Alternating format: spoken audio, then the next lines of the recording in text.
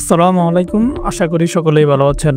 মিশরের হাতে এখন চীনের তৈরি অত্যাধুনিক HQ-9B আকাশ প্রতিরক্ষা ব্যবস্থা, যা রাশিয়ার বিখ্যাত S-400 এর মতোই ক্ষমতাধর।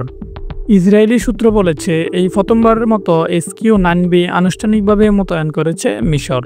এই তথ্য উঠে এসেছে ইসরায়েল ভিত্তিক সামরিক বিশ্লেষণ ওয়েবসাইট নজিব এবং মিডল ইস্ট মনিটরের প্রতিবেদন থেকে। সাবেক মিশরীয় জেনারেল সামির ফারাক সাদা এল বালাদ টিভিতে দেওয়া এক সাক্ষাৎকারে সরাসরি এই তথ্য নিশ্চিত করেছেন।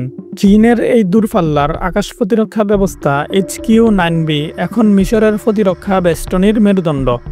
প্রতিটি লঞ্চার বহন করতে পারে 8টি ভূমি থেকে আকাশ ক্ষেপণাস্ত্র, যা আগের সংস্করণের দ্বিগুণ।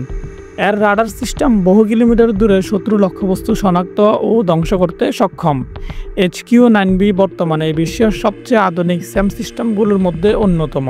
HQ-9Bর মোতায়েন শুধু প্রতিরক্ষার জন্যই নয়, এটি মিশরের আন্তর্জাতিক অস্ত্র কূটনীতির একটি স্ট্র্যাটেজিক পদক্ষেপ। রাশিয়া, আমেরিকা এবং চীন, এই তিন পরাশক্তির প্রযুক্তি এখন মিশরের হাতে। এই অবস্থান মধ্যপ্রাচ্যের প্রতিরক্ষা ভারসাম্যে নতুন প্রতিদ্বন্দ্বিতা এবং অংশীদারিত্ব উন্মোচন করেছে। HQ-9B এর মোতায়েন শুধু একটি অস্ত্র চুক্তি নয়, এটি মিশরের নতুন প্রতিরক্ষা যুগের প্রবেশের সূচনা।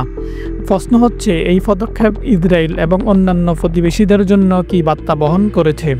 আপনি কি মনে করেন HQ-9B মোতায়েনে মধ্যপ্রাচ্যের ভবিষ্যৎ সামরিক কৌশলে বড় পরিবর্তন আনবে?